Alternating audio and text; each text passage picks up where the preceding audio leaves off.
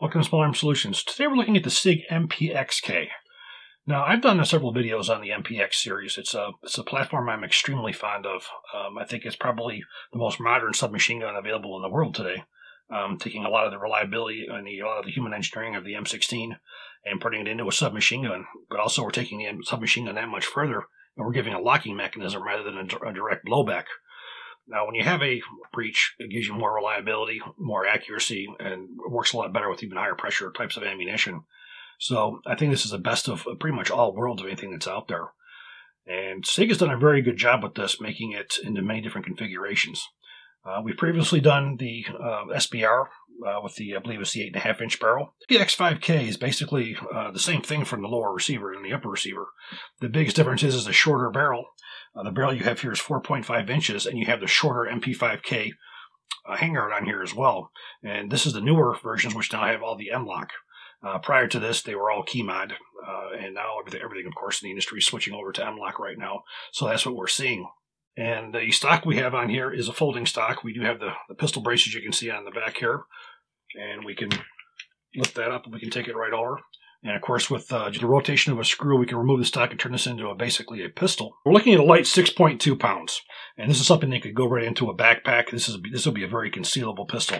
It does come with a 30-round magazine. However, they do have 20-rounders, which for concealability would make it that much easier to have the shorter 20-rounder.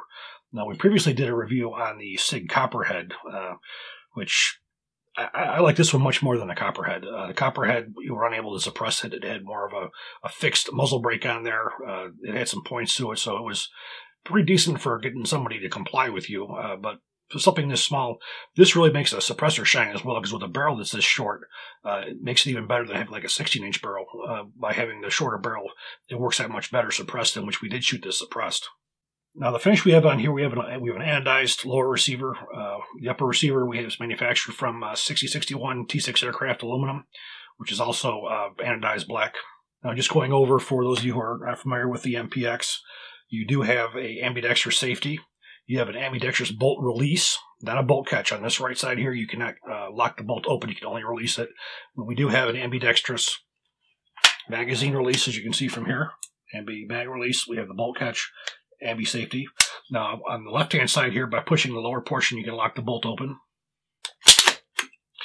Now, as we can see from the charging handle, we do have a lip that comes up around the top.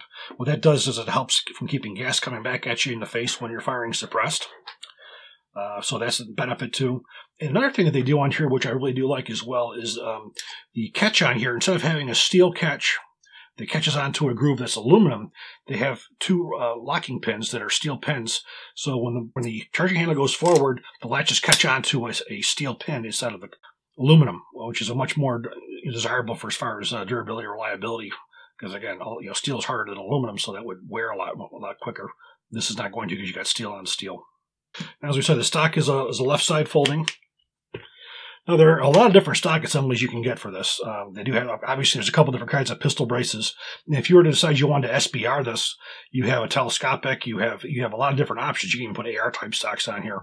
The modularity of the MPX MCX is really incredible, what they've done with it, as far as making your ability to configure it to whatever you would want to do. These 3-round magazines are manufactured by Lancer. Excellent quality magazines. What we're going to do is we're going to take this thing apart so you can see what makes it tick. Now, any of you who followed the MPX MCX series, there has been some upgrades that have been done. There have been some of the carriage upgrades that have been done with the mostly with the MCX. The MPX does have some changes to it. We'll take a look at what those are. Taking a closer look at the trigger assembly here. This trigger assembly, I think, is very noteworthy on here. I see some enhancements on here that are really good. One of the issues that we had with the Colt 9mm submachine gun was the fact that due to the opening stroke being so violent with the direct blowback, it would knock the hammer back into the receiver so hard that the back of the hammer would strike the rear of the disconnector, and it would actually break or crack the disconnector. And obviously, another issue that we had too was because of that same violent stroke, you also had to use a stainless steel hammer pin. Now, Sig has done something to remedy this issue, so you're not going to have any damage being done to the disconnector. They have a steel plate, as you can see right in here. So when the hammer comes back, the top of the hammer strikes that steel plate, so it cannot reach the disconnector, so it cannot damage it. So any of you guys who are thinking about putting a different trigger in here, I would sort of think twice about it. This is really a design enhancement for the 9mm submachine gun or for any 9mm type pistol. The fact that it will not damage the disconnector. So I would definitely leave this alone. Another thing I want you to take a look at here is earlier versions of the MPX, MCX, and the 516. There was a spring-loaded plunger that got rid of all the wiggle from the upper and lower receiver. It has also been replaced with these, they look like a black Aki wedge. You can also see the bumper here as well for as far as where the bolt strikes to bounce forward so it doesn't damage the receiver. Now we'll take a look at the receiver. Now the handguard, as we said, this is the shorter MP5K handguard that slides right off. And you can also see that we have a flash suppressor on here. Now we can just rotate that right off, which we're going to show you in a few minutes to attach the suppressor. Now we're going to pull back on the charging handle, remove the bolt carrier group and the charging handle. When we look at the charging handle, we'll see that we have a lip that comes right up here. What that lip does is it prevents gas from coming back and striking the shooter in the face when you're firing suppressed. It does a fairly good job with that.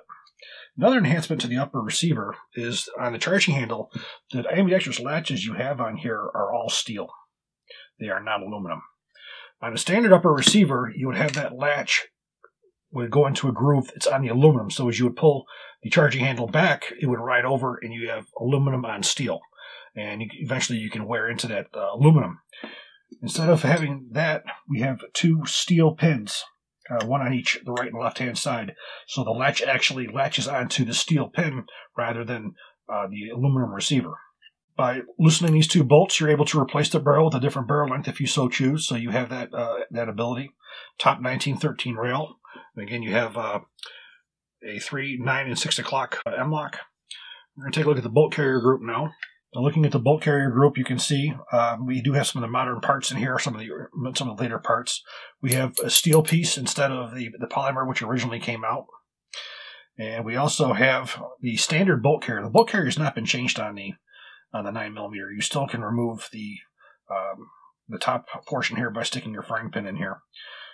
For disassembly, you don't disassemble the operating rods the same way that you did before. What we'll do is we'll show you how this comes apart. Push inward on the frying pin retaining pin. We have a frying pin, and we also have a very strong and durable braided frying pin spring. This is very important to have this spring on at all times. The reason you have a spring on this is most pistol ammunition, the primers are much softer than your standard, so you would not want this to strike as a free-floating firing pin, because that light strike could definitely cause a 9mm cartridge to go off. So at all times you want to make sure that you have that firing pin spring in there to prevent any kind of slam fire. So we're going to rotate the cam pin.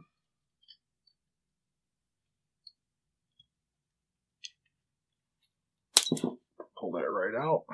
The bolt, as you see, just comes right out. If you so chose to remove the recoil springs, push in on the detent. This will slide right out. And that's as far as you disassemble it.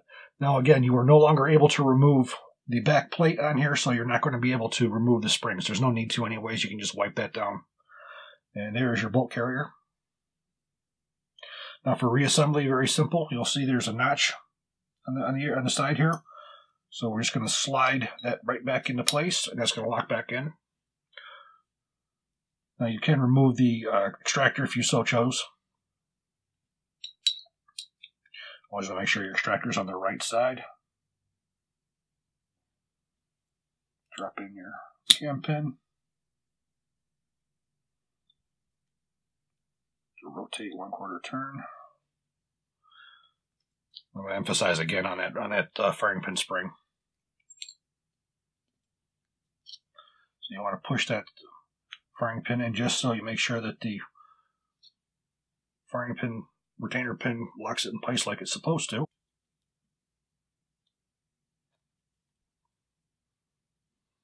You want to press on the firing pin because you want to make sure that it seats properly so the firing pin retaining pin holds it in place, which you can see right now. You can always bang that to make sure that it doesn't come out.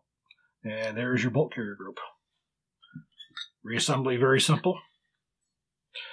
To drop the handguard on, you have two lips. Drop it in like so. Insert your charging handle.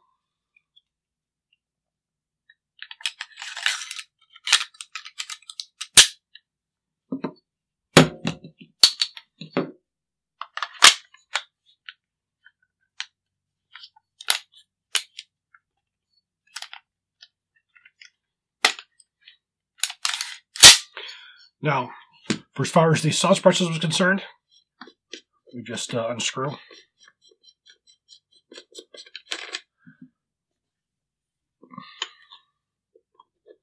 Now, the suppressor is a Silencer Co. Octane 9. This is a suppressor I've been using for quite some time, and I'm very, very fond of it. And that's all you have it. And what we're going to do now is we're going to go to the range, and we're going to see how this shoots.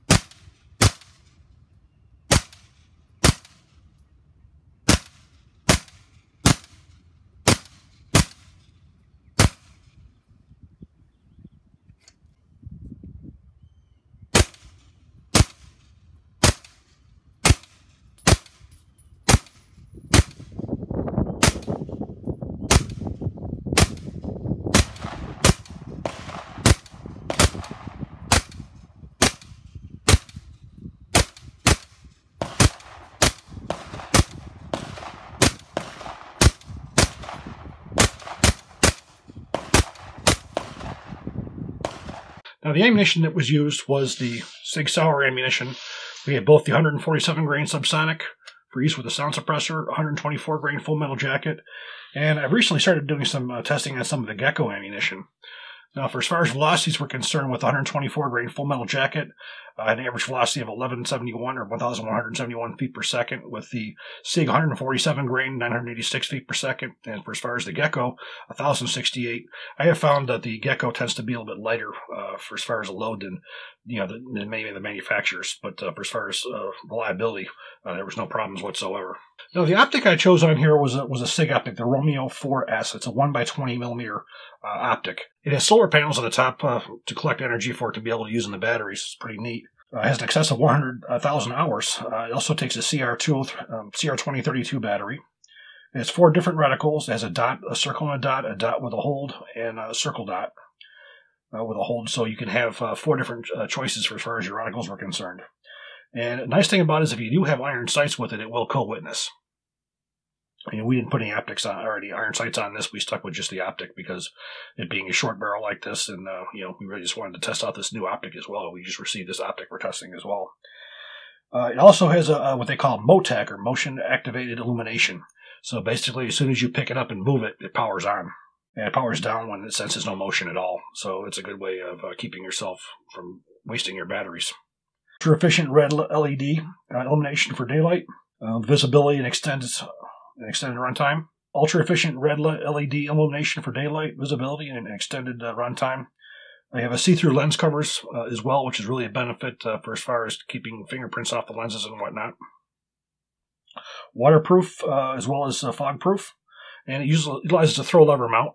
It's relatively small as well. You're looking at 3.33 inches in length, a width of 1.86 inches, height of 2.46 inches, and a weight of only 3.4 ounces. It has a graphite finish on it. MSRP is $449. I actually felt this optic was ideal for this type of a small carbine. It's small, it's lightweight, it's made for close quarter, which is what this thing is. This is a 4.5-inch barrel. It's a close quarter. This optic is ideal for that. You do have one power magnification, but you don't really want to go over that because you don't really need magnification for around this less than 100 yards. This is meant to be a very close quarter type of a setup. So overall, I've been very, very pleased with the Sig MPX system. I do believe it's probably the most updated and most advanced 9mm SMG on the market right now. It's been doing very well for as far as Sig is concerned, and I do expect to see there more versions coming out. We've done a few videos on these now, and the last one I tested was the Copperhead. I did not like the Copperhead nearly as much as I do this one. This one's got the nice grip on it. It's a full grip. This is very important, being able to use a sound suppressor. This is just I think a better unit. Now, of course, you can get this in the flat dark earth if you so chose. I tend to prefer black myself. So if you all have any questions, please feel free to leave a comment. Please subscribe, even better, share. Thank you.